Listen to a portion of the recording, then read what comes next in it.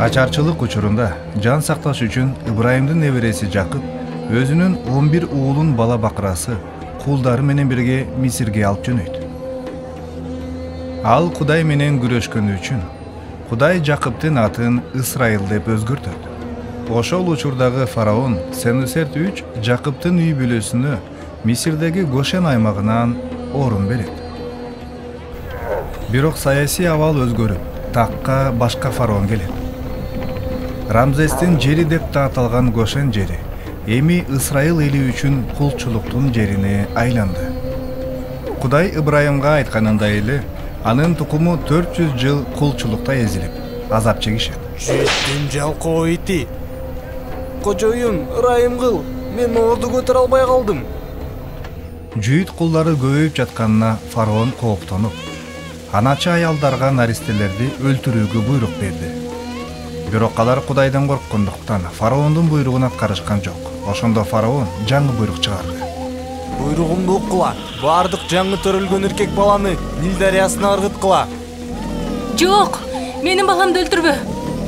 Ал күнөөлүү эмес. Элеби уруусунан бир аял эркек бала төрөдү. Ал аны 3 ай жашырып жүрдү.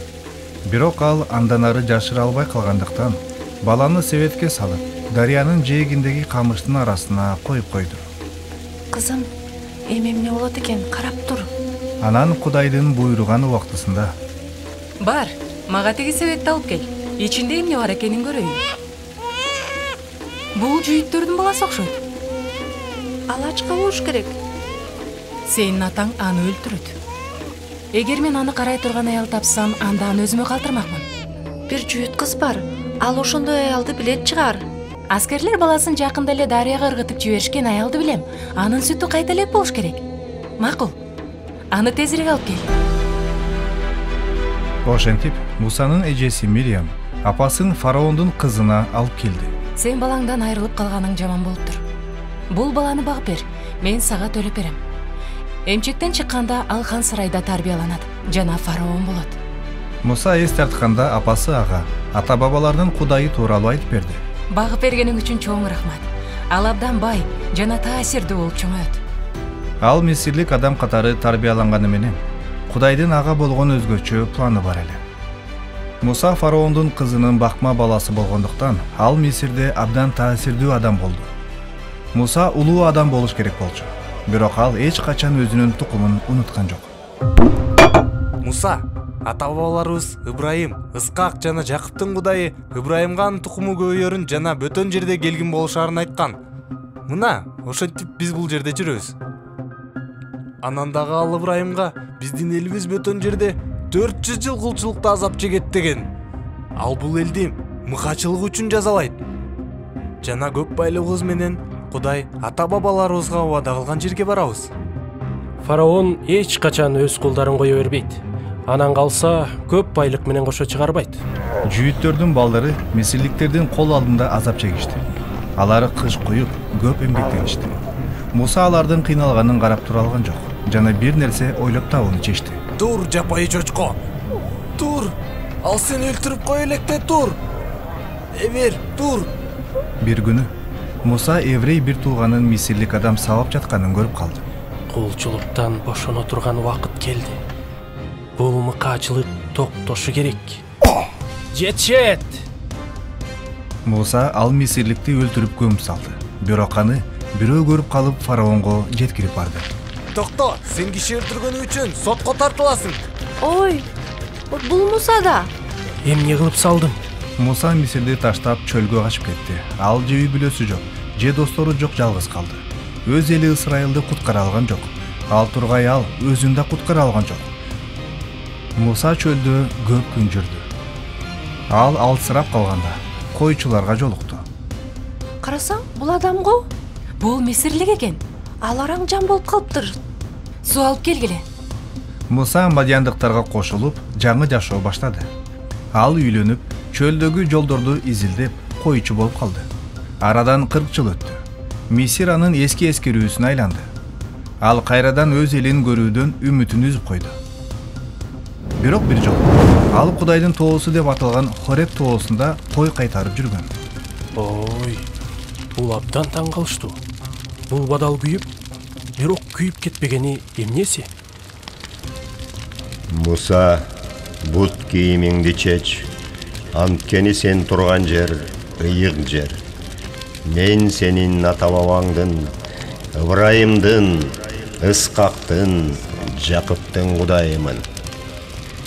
Мен өз элимдин Мисирде тарткан азабын көрдүм, боздогон үнүн уктум. Ошондуктан мен аны мисирликтердин колунан куткаруу үчүн келдим. Мен сени фараонго жиберем, бирок ал сени кое бербейт. Мен күчүмдү көргөзөм. Мисирден менин элимди, Ысрайыл уулдарын алып чык. Алар мени сен жибергениңе ишенишпейт да. Алар шылдыңдап күлүшөт. Таягыңды жерге ташта. Ал жылаанга айланып кетти. Колуңду сунуп аны куйругунан карма. Ал кайра менин таягыма айланды. Мисирге жөнө. Мен сага эмне айтыш керек экенин, эмне кылыш керек экенин айтам. Сенин агаң Аарон сага жардам берет.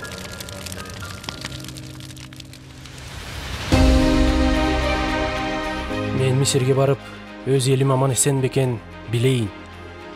Сен Мисирге барасыңбы? Сени өлтүргүсү келген адамдарчы? 40 жыл өттү. Менин мурдагы жашоомду билгендердин көбү өлсө керек. Мени тааныбай калган чыгар. Жолдо түнөгөн жерде Теңир Мусага жолугуп, аны өлтүргүсү келди. Ошондо Сипор таш бычакты алып, уулунун сүнөтүн кесип, Мусанын бут алдына таштады. Эми сен менин кан күйөөмсүң, Муса. Ал күйөөсүнүн өмүрү кооптуу экенин билген. Анткени Муса Кудай Ыбрайым аркылуу өз элине берген сүнөт тууралуу осуятты аткарган эмес.